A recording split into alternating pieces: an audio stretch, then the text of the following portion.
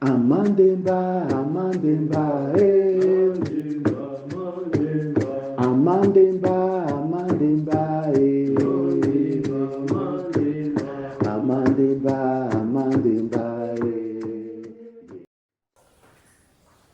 Hotep Serge Balok. C'est Matawi. Et bienvenue dans les éditions Kepri TV. Merci de m'inviter à nouveau. D'accord, sur la deuxième partie de notre thématique sur initiation et ancestralisation. Ah, donc vous n'avez pas fini avec ce thème la dernière fois. Oui. Il y a pas mal d'éléments que vous avez laissés aller. Oui. Et on a pris soin de réécouter, de les collecter et pour pouvoir reformuler cette deuxième partie, Oui. pour la proposer à nos auditeurs. Parce que souvent, c'est lorsqu'on collecte les retours de nos vidéos spectateurs que parfois d'autres thématiques naissent. Donc, d'entrée de jeu, pouvez-vous nous dire ou nous redire c'est quoi l'ancestralisation? L'ancestralisation, c'est un processus à l'issue duquel un être devient un ancêtre.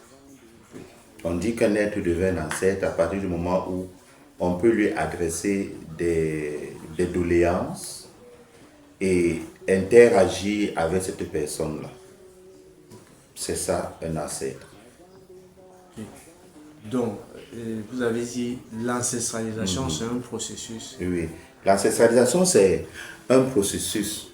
Et ce processus-là, vous savez, lorsque on était sur les bancs, il y a un texte que l'un de nos maîtres nous avait donné. L'auteur de ce texte-là, j'ai oublié le nom de l'auteur, mais le titre du texte était God Creator or God Ancestor. Donc Dieu créateur ou Dieu ancêtre. Et l'auteur montrait que Dieu a à la fois le visage d'un créateur et le visage d'un ancêtre. Vous voyez. Et pour mieux cerner cela, il faut comprendre que dans les espaces de vie consacrés, le réceptacle de la lumière divine, donc celui qui est le représentant de Dieu, pour parler comme ça, pour que les gens comprennent, a un statut de Zulugbe. C'est un être hautement élevé. Et dans son espace de régence, il donne des mythes et des légendes à la population qui est installée. Et ces mythes et ces légendes-là constituent des codes de vie au travers desquels maîtriser et imprégner en soi, les êtres qui vivent dans son espace de régence vont se lever et devenir donc des ancêtres pour ceux-là qui sont vivants. Et ce Zulugbe-là est pour tout cela qui habite son espace de régence, Dieu, l'absolu. Ça a été fait ainsi parce que les hommes, dans les différentes périodes de leur évolution, ont perdu en capacité. La capacité de se rattacher directement à la source. Et ils n'ont gardé que la capacité d'entrer en communion avec les dieux du manifesté. Or, les Zulugbe sont ces dieux du manifesté-là. Et ils sont une expression parmi tant d'autres de la source. Donc, sur notre continent, dans tous les espaces de vie consacrés, c'est-à-dire les rivières, les fleuves, les lacs, les grottes, et ainsi de suite, si nous mettons ensemble l'ensemble de ces Zulugbe, nous avons l'expression de la source sur notre continent. Vous voyez? Et je vais plus loin que votre question. La conséquence en a été que nous sommes partis dans nos traditions du principe que nous ne maîtrisons pas tout dans nos différentes communautés et que nous sommes obligés d'être en harmonie sur le plan spirituel avec les autres communautés parce qu'elles aussi ont l'expression de Dieu qui est en complémentarité avec l'expression que nous avons. La conséquence, c'est que dans notre vécu, depuis plus de 200 000 ans que nous sommes établis sur la terre, nous n'avons jamais fait de guerre de religion. Les guerres de religion ont commencé à apparaître lorsque des hommes venus d'ailleurs ont pensé que Dieu parle dans leur tête. Et ils nous ont convertis par la force. C'est là qu'on a commencé les guerres de religion. On peut faire toutes les guerres qu'on peut faire, mais aucun peuple ne pas détruire l'espace sacré d'un autre peuple. Non, aucun peuple. Nous ne faisons pas cela. Voilà. Ok. Donc, dans la description du processus, si je peux me résumer, d'ancestralisation, c'est qu'il y a l'être le plus élevé d'un espace intégré Oui. qui met en place un processus qui permet aux êtres vivants dans cette zone, Dans son espace de régence. oui, que en ayant un mode de vie ou en adoptant les principes ou les vertus ou les qualités qui auront été dispensées, Oui. cela devrait leur permettre à terme de devenir véritablement des ancêtres. Exactement. Parce que comme vous l'aviez dit dans la précédente émission, dans la première partie de cette émission aussi, tout le monde qui transite, qui passe de l'autre côté, n'a pas vocation à être un ancêtre. Oui. Ça, c'était un peu pour ma compréhension. Maintenant, pour revenir toujours à lors de la dernière émission, on a parlé des cas de contorsion. Et dans l'exemple que vous souleviez, vous avez parlé du mont Bashingu. Et vous avez dit qu'à la tête de ce mont, on avait un être qu'on appelle Tchape. Et que c'est lui qui coiffe sur cette montagne-là. Donc, nous, on aimerait savoir si vous connaissez ou si vous avez une idée de comment s'est fait le processus de celui-là qui est aujourd'hui l'ancêtre le plus élevé de cette montagne. Oui. Oh là là. Oui. Tchape a vécu sur terre. Voilà. Tchape a vécu dans l'espace géographique de l'Ouest Cameroun. Il était un grand soignant, appelons ça praticien, entre guillemets. Les expressions de la langue française, vraiment, bon, prenons ça comme ça, un grand praticien. Et sa spécialité, c'était la voyance. Okay. Et il a amené la voyance à un niveau le plus élevé, au point où toutes les confréries initiatiques qui soignent à l'ouest du Cameroun, à l'ouest géographique du Cameroun, le vénèrent. Vous comprenez? Okay. C'est cette vénération-là qui a conduit à ce que beaucoup de peuples à l'ouest géographique du Cameroun pensent que Tchape est le Dieu suprême. Mais quoi qu'il en soit, il a un espace de régence. Et je ne leur demande pas de corriger leur vision. Leur vision ne gêne en rien le déploiement de l'énergie dans leur espace. Okay.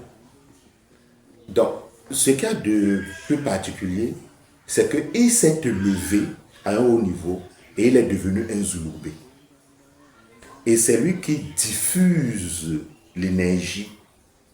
On appelle ça la propension mécanique du champ de force sur cette montagne-là et les régions environnantes. Donc son espace de régence est très important. Même si beaucoup pensent que le maître de cette montagne-là, c'est une panthère boiteuse. Et ça, c'est quelque chose qu'il faut corriger. Certes, il y a une panthère boiteuse sur cette montagne, mais la panthère boiteuse est gardienne de la montagne. Elle n'est pas le maître de la montagne. Okay. La panthère boiteuse n'est pas le maître de la montagne. Elle est gardienne de la montagne. Elle empêche que les gens partent faire des rites négatifs sur cette montagne. Donc, ayant donc atteint ce statut, il a cette particularité en son sein d'être d'abord très lumineux. Tchape est d'abord très lumineux. Et il parraine aujourd'hui une confrérie. Actuellement, la confrérie est constituée de 6 êtres plus lui-même, 7 êtres. Le 8e être étant en réincarnation sur la terre. Donc ils sont au total 6 plus 1. Et la particularité de ces êtres-là, c'est qu'ils portent tous des masques. Et ces masques-là donnent des renseignements, des confréries totémiques dans lesquelles ils ont évolué lorsqu'ils étaient vivants. Et ces êtres, 6 plus 1,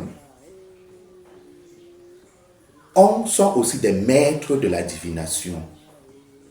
Mais ils font la divination à travers une sorte de harpe, de guitare traditionnelle avec à 7 cordes. Et eux-mêmes, ils représentent chacune des cordes de cette guitare-là, qui, jouée par l'initié, permet d'interroger les éléments de la nature sur ce qui a été, sur ce qui est et sur ce qui sera. Mais ne vous attendiez pas que ce soit une guitare au sens premier du terme. Ces cordes-là sont l'expression des différents instruments musicaux qu'on utilise dans les différentes confréries initiatiques. Et en fonction de la confrérie et de l'instrument qu'on utilise, lorsqu'on est dans un lieu sacré en train de taper, l'un de ces 6 dieux de cette hiérarchie viennent posséder le corps du traitant ou le corps du maître de la vision pour lui donner des images afin qu'il puisse comprendre le déroulé du protocole qu'il va établir ou de ce qui s'est passé et comment corriger ce qui s'est passé au sein de la famille qui a demandé le rite. Est-ce que vous voyez cela? C'est très important. C'est ce qu'il est convenu de dire. Si tu as peu, et il n'est pas autorisé d'aller plus loin. Oui, mais ce qui est intéressant, c'est qu'il a vécu sur la terre. Ça c'est au moins des éléments qui nous montrent qu'il y a un processus vraiment d'ancestralisation. Dieu est avant tout un ancêtre. À moins que vous ne vous élevez jusqu'à Ndemba, qui est la source. Mais lui aussi, nous disons toujours que c'est notre ancêtre. Ok. D'accord, donc ce processus, ce cas particulier, notre père Chapelita y a été présenté. Cela suppose que si on parcourt d'autres communautés, d'autres cercles intégrés, d'autres, je ne sais pas, montagnes ou lieux sacrés, on peut rencontrer d'autres rites d'ancestralisation. Et la question serait donc, est-ce qu'on aurait une catégorie de rites, ou bien quels seraient les rites d'ancestralisation, quels seraient les processus? Est-ce que vous avez nous en dire? D'accord. Dans les espaces de vie consacrés, les rivières, les fleuves, les grottes, les montagnes, les lieux sacrés, etc., la propension mécanique de l'énergie n'est pas la même.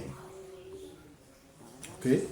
La propension, donc la structure, le schéma de déploiement de l'énergie n'est pas le même schéma. Okay. Ce qui fait que les mystères ne sont pas les mêmes. Et le processus d'élévation ne vous relie pas dans les mêmes sphères au niveau du radiant.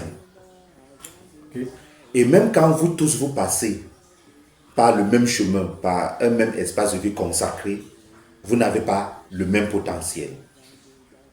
Donc, on ne peut donc pas partir de la propension énergétique dans les espaces de vie consacrés pour faire un discours sur le processus, sur le déroulé de l'ancestralisation. Ça sera extrêmement complexe, extrêmement vaste.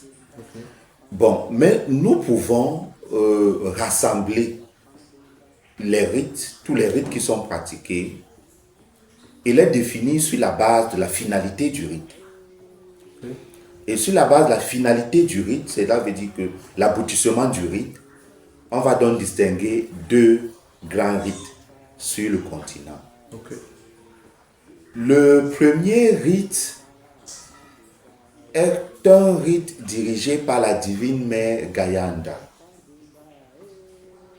On ne parle pas beaucoup d'elle dans les confréries de l'Ouest de l'Afrique, mais elle est présente. Peut-être sous d'autres noms, mais elle est présente. Mais on parle beaucoup plus d'elle dans les confréries de l'Afrique centrale. Dans les confréries de l'Afrique centrale. La particularité des rites de Gayanda, c'est que on traverse des rivières. Et si vous avez assisté à une veillée chez les Ngala Douala, par exemple, d'accord, les Sewé, je pense que c'est comme ça qu'on l'appelle, les Sewé, dans les Sewé du Vouré, c'est lors de la veillée, il y a une danse qu'on exécute et on fait ce geste de pagayer, d'accord, et au rythme de la musique. Et à un moment donné, quand la musique s'accélère, on se met à tourner, en dansant, en tournant. Et après, quand ça reprend un rythme normal, on commence à pagayer. Quand on pagaie, on est sur une pirogue. Lorsqu'on est en train de tourner, on est arrivé à une station. Ok. Et ces stations-là sont appelées dans le Raoumou Peredmou Hirou de Grégoire Kolpati, le livre des morts des prêtres égyptiens, de Grégoire Kolpati, les Iyat. Et sont au Iyat ou il, mais le mot égyptien c'est Iyat. Ils sont au nombre de 14 dans le texte qu'il y a dans ce livre-là. Ok. Vous voyez donc que même depuis l'époque pharaonique, il y avait cette idée-là que pour aller dans l'autre monde, on y va en pirogue. On y va en pirogue pour aller dans l'autre monde. Parce que nous sommes séparés de ce monde-là par un océan cosmique. Un océan. Même s'il n'est pas cosmique, mais c'est un océan. Très bien. Donc, mais la finalité de ces rites est de nous faire intégrer dans des cercles. Les cercles, généralement, qui nous ont parrainés lorsque nous appartenons à des confréries initiatiques. Les cercles qui nous ont parrainés. Premier rite. Première catégorie de rites. En fonction aussi de la finalité, nous avons la deuxième catégorie de rites qui sont animés par les énergies de la divine mère Kayongo. La divine mère Kayongo. Ces rites ne vous permettent pas d'être dans des sphères, dans des cercles. Mais ces rites vous conduisent à être des êtres vitaux. Des êtres qui ne sont pas des errants, mais qui vivent dans l'astral et continuent à travailler pour la lumière. Ces rites-là ont 3 étapes importantes. La première étape vous amène à maîtriser d'abord les 4 éléments de la nature. L'air, l'eau, le feu, la terre. Il faudrait déjà avoir la maîtrise de ces éléments. Au deuxième niveau, vous devez passer à un niveau de synthèse fusionnelle de ces éléments-là. Et là, la synthèse fusionnelle aboutit à la maîtrise du 5e élément qui est le terre, matérialisé sur notre continent par le bois. La maîtrise du bois. Et au dernier niveau de ces rites, nous avons la recherche de l'équilibre, dans la stabilité et la félicité. C'est très important d'acquérir la stabilité et la félicité parce que les dieux chez nous sont stables. Les affaires là que Dieu est un Dieu jaloux, non, ça n'existe pas. C'est un sentiment humain. Cela veut dire qu'il est déséquilibré dans ses émotions. Je suis un Dieu jaloux, vous n'allez adorer que moi. Il est déséquilibré. Dieu ne commande pas l'adoration. Chacun est libre de concevoir Dieu comme il veut. Ces affaires-là que Dieu se met en colère. Il se met en colère. Il trouve qu'à Sodome et Gomorrhe, les gens ont fait des bêtises, il se met en colère. Et puis il prend une bassine De soufre. non, de braise. Il déverse sur Sodome et Gomorrhe. Hein. Parfois, c'est un seau d'eau qu'il déverse et puis c'est l'inondation partout. Et après, il dit que je regrette. Vous voyez, ça montre un déséquilibre d'une entité. Chez nous, Dieu ne peut pas être dans cet état de déséquilibre. C'est pourquoi il y a une recherche de l'équilibre et de la félicité. Dieu n'est pas émotif. Quel que soit ce qu'il arrive, ses ancêtres ne sont pas émotifs. Ils sont stables dans leurs êtres. Ils ont équilibré les 4 éléments. C'est très important. Donc ça marque la vision que nous avons de ce que c'est que les ancêtres et Dieu, qui se détachent de la vision que les autres ont, de ces anges, de ces archanges, qui sont aussi des ancêtres, et de Dieu. Donc voilà résumé les 2 grands rites en fonction de leur finalité. D'accord. Merci beaucoup, Sèche. Et peut-être pour sortir par un petit commentaire, en fait, je le dis comme ça, hein, pour essayer de me faire comprendre. Y aurait-il des possibilités d'ancestralisation à l'échelle de plusieurs communautés? Bon, pour prendre des exemples, on a par exemple des ancêtres qui sont morts pendant la colonisation, pendant l'esclavage. Est-ce qu'il y aurait des possibilités? Quelles seraient les pistes ou les perspectives pour cela?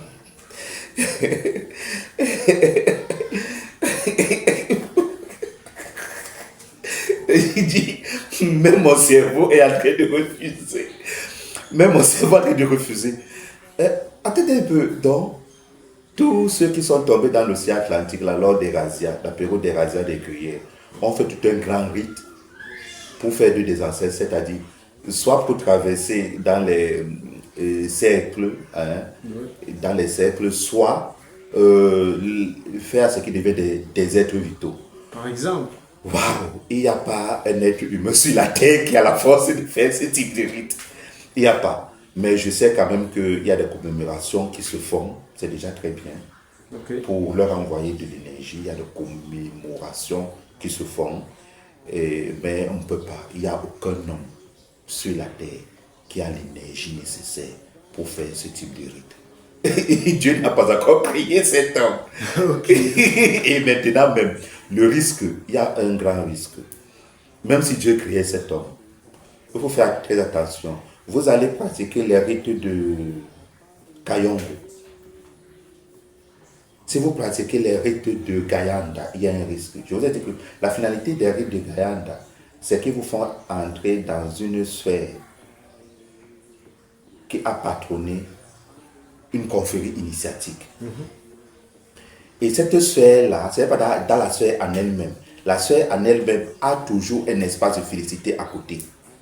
C'est là-dedans que ceux qui meurent dans la confrérie entrent.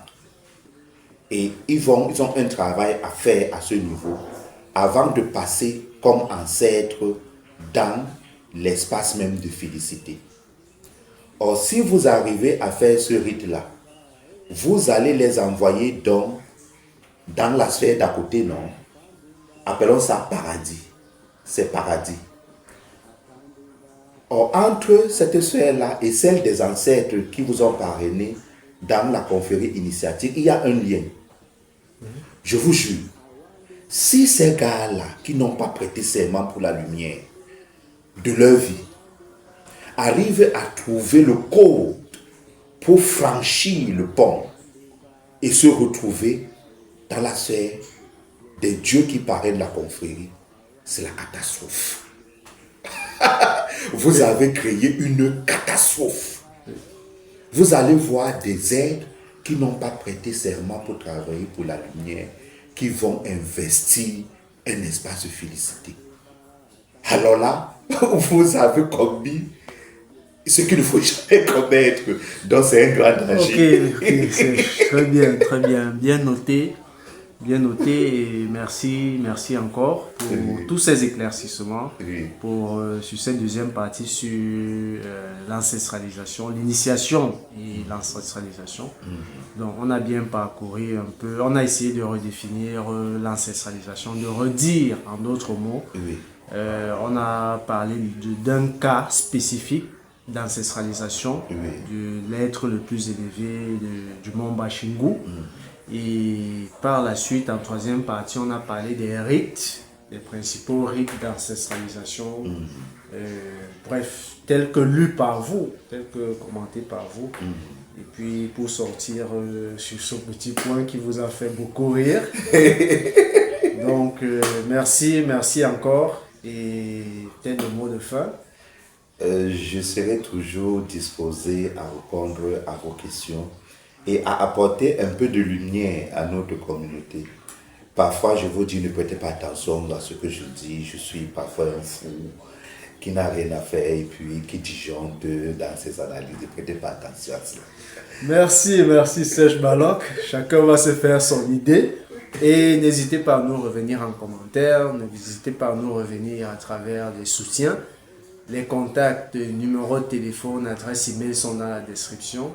Nous sommes disponibles 24 sur 24, 7 jours sur 7. Nous travaillons toute l'année pour vous fournir, pour mettre à votre disposition des contenus toujours de qualité. Et à très bientôt sur les éditions Kepri TV. Bye bye.